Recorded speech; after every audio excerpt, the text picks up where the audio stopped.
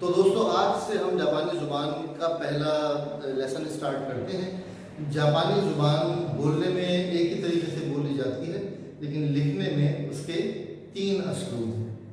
पहला असलूब कहलाता है हिरागाना, दूसरा कहलाता है काताकाना और तीसरा कहलाता है खांजी।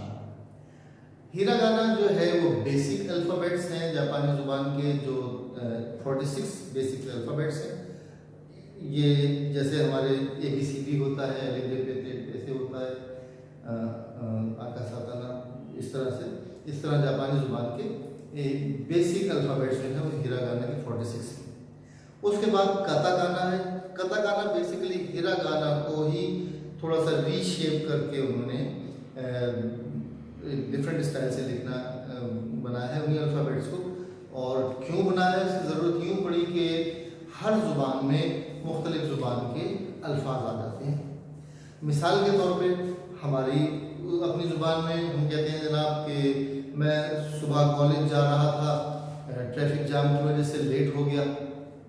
अब ट्रैफिक जाम क्या है, लेट क्या है, कॉलेज क्या है।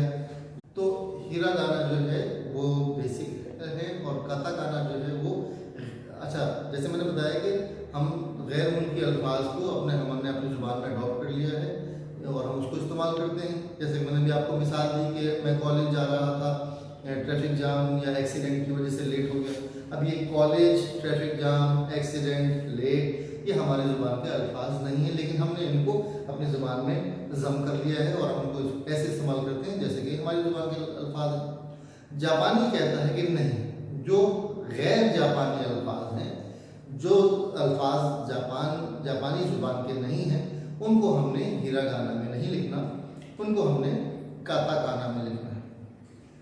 तो मैं इसकी मिसाल दूँ, जैसे कि मैं कॉलेज जाते हुए लेट हो गया, ट्रैफिक जाम।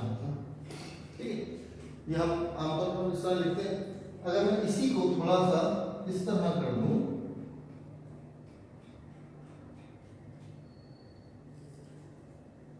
मैं कॉलेज जाते हुए लेट हो गया, ट्रैफिक